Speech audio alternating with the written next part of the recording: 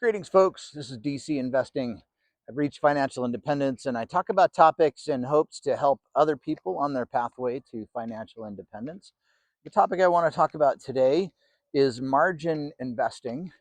And I have been experimenting with margin investing over this past year. And I currently have a $100,000 margin balance. And the thing I thought to talk about today is I never want to pay off this $100,000 balance. And I'll explain why. So the thing that's interesting to me about margin investing that I started experimenting with is it's a way to use other people's money to earn money for yourself. And thus it amplifies your investing ability. And so I wanted to take it slow and learn about it. I had always been a person who had never done um, used what is it, borrowed money. I never carried a balance on my credit cards, paid off my house early, paid off my cars early. So I was one of those folks that Dave Ramsey would be proud of. But then I started kind of researching the idea of what could happen if you used borrowed money to do some more investing. Like, how does it work? What would occur? And along the process, I realized that borrowing money can actually be a cheaper way to have investment funds than actually working for it. And I'll explain why.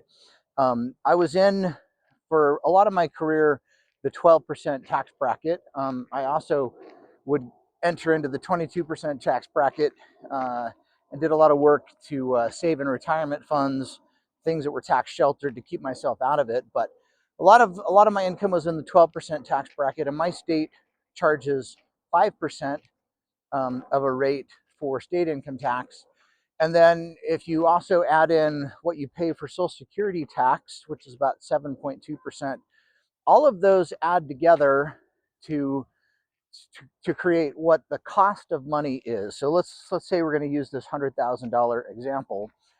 In order for me to save $100,000 that I could have to invest with, I had to work usually more than 1 year. There were some years where I, might have cleared that amount to reinvest in stocks and things. But let's say it take you a couple years to earn it, but then after you pay your Social Security tax, your federal tax, and your state tax, it costs you 23% more to um, to get that $100,000 you had invested. So really, I had to have $123,000 in order to have $100,000 to invest. So so that money is pretty expensive when you're working for it.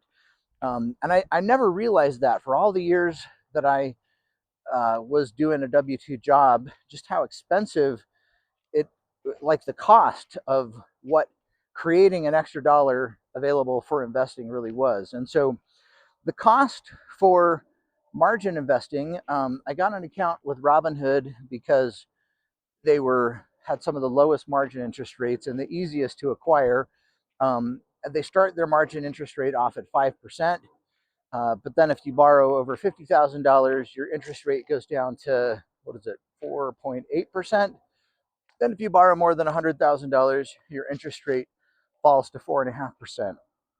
So I elected to slowly ramp up my borrowing. I was kind of testing out the platform just to see what I thought. But I now have over $100,000 that is borrowed.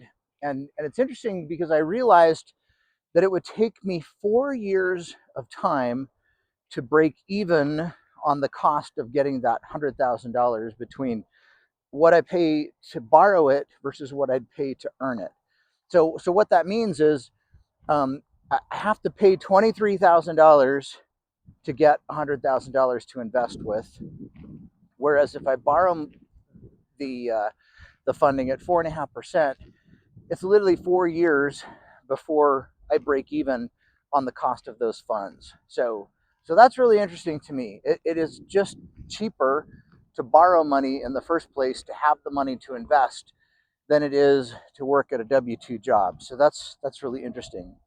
But then the things that I bought with my margin interest, actually have some pretty high dividend yields. I really like oil pipelines, and so when I borrowed this, I bought things like PAA, Plains All American. I bought USAC, which is USA Compression Partners, um, Westlake Chemical Partners, basically oil pipelines. And if you don't, each of these are master limited partnerships that you have to deal with the K1 every year. And if you don't want to do that, there's an easy way to kind of mimic this by buying an ETF. One of them is MLPA, and another one is AMLP. And if you average those two together, the yield that pipelines throw off is 7.5%. And so my margin cost of borrowing $100,000 cost me $4,500 over the course of the year.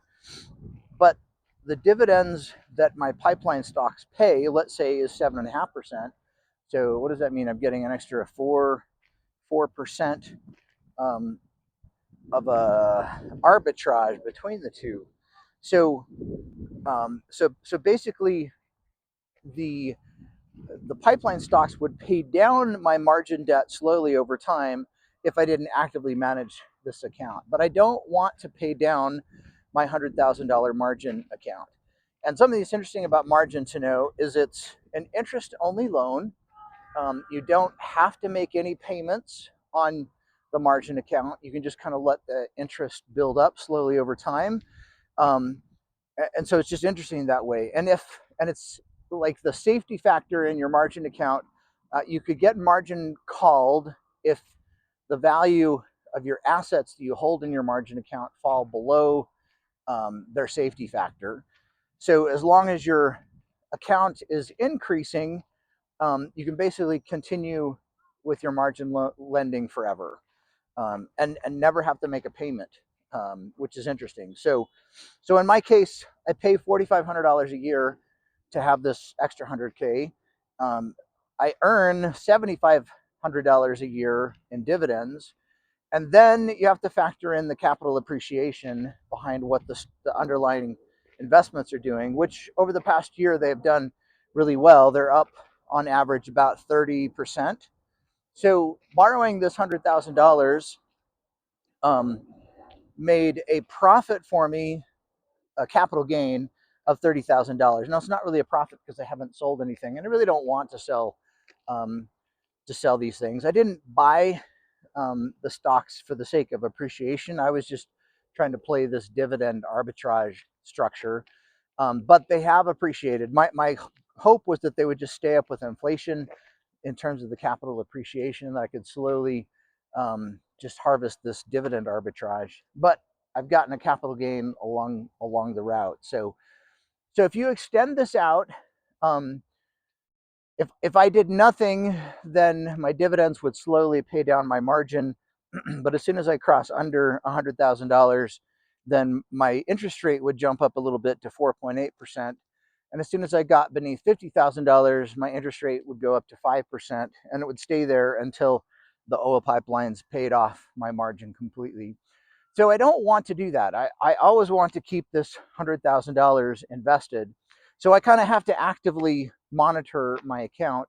And if I know that a dividend is coming in, I watch for it. And on the day that either before it comes, I transfer some funds out of my margin account so that I have a little bit higher of a balance, so that when the dividend comes, it pays down that margin but keeps me above $100,000. Or there's been a few times where I've gotten these um, advanced dividends that caught me off guard. I just transfer them out of my account immediately. And then every month I'm paying about, I don't know, $325 or $350 in margin interest. And as soon as that comes in, sometimes I elect to just move some money back into the account, because if I'm not using it, if I have cash someplace that I'm just don't have in a money market account or something, or I'm not investing it, I'll just pay off the margin loan down just a little bit so it's just above $100,000. And that's kind of what I'm doing. But this can continue on in perpetuity. So if I never pay off this $100,000, I can just let this margin loan sit there, keep owning the stocks that it's based off of, and I have some other things in my account that the margin loan was based off of. I think I have to have at least $32,000 of value, non-margin value, in order to have this $100,000 loan. My current account value is about 50 grand in order to have this $100,000 margin loan. And so the overall value of all the stocks in this account are about $150,000. But if I never pay down this margin interest, slowly over time, the dividends will give me an extra $4,000 a year in income that I can choose to live on. And then hopefully the value of the underlying funds in these, or the companies in these pipeline stocks will continue to increase in value. So slowly over time, the share price appreciates. I harvest $4,000 a year that I can either live on or choose to buy stock somewhere else in. And then the ultimate concept behind this is just to never sell these stocks and to die with them, because you get what's called a step up in basis, your heirs do. And so if I just keep these stocks until I die, let's say by that time, maybe I have 500% appreciation in these stocks over the next 40 years. I would have to pay capital gains taxes on my shares because of the appreciation. But when you pass them down to your heirs, they get what's called a step up in basis. And so, hopefully I can transfer my Robinhood account um, upon death to my kids. They will have to pay off the margin loan at that point, but that'll save us a bunch on taxes. So let's say this $100,000 is worth $600,000 by the time I die. Margin loan is still just $100,000. So they take from the proceeds $100,000, they pay off my margin loan, they never pay taxes on that 500% appreciation. And that's kind of the buy, borrow, die strategy. And so I'd never really looked into that until this year. And it's just kind of an interesting way to think about stocks and investing. So if I never pay off this $100,000 margin account, sure, it'll cost me $4,500 every year, but it makes me $7,500 every year.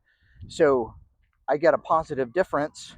And if I just keep it, I could, in theory, keep it in perpetuity, and it would always kind of work like this. And so that's sort of why I never want to pay off my margin balance, because it makes money for me every year. And the cool thing is that I didn't have to work for this $100,000 that I get to use. I just borrowed it.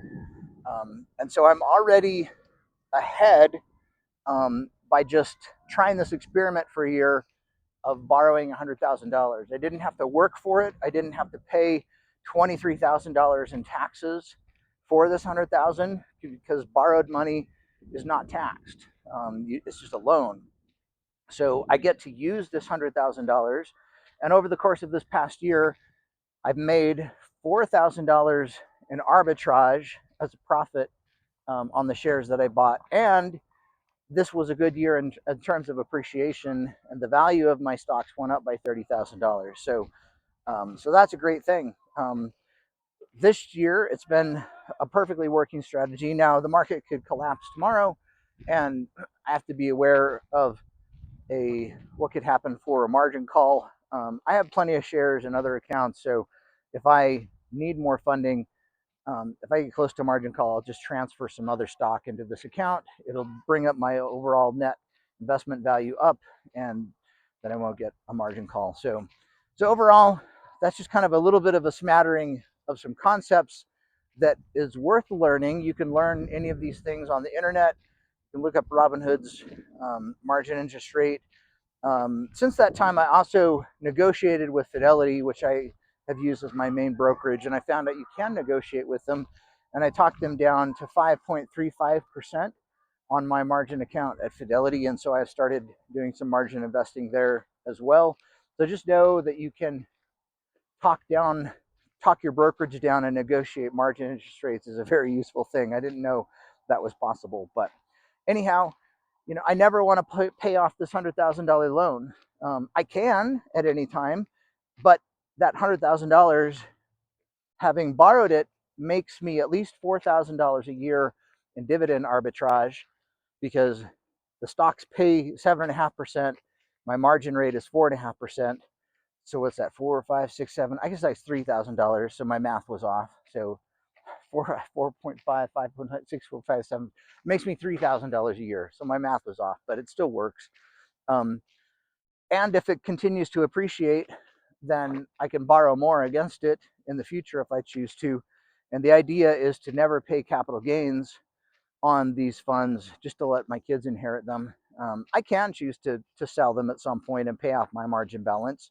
I definitely want to leave the funds in there for more than a year. So if I do sell them, I get long-term capital gains.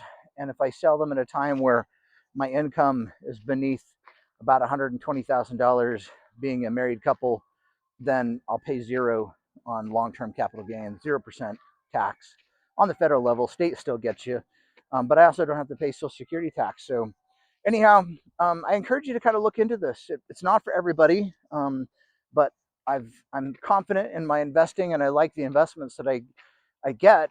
And this year, I used some other people's money to make, what is that, $33,000 of gains that I wouldn't have had otherwise. So that's really interesting to me.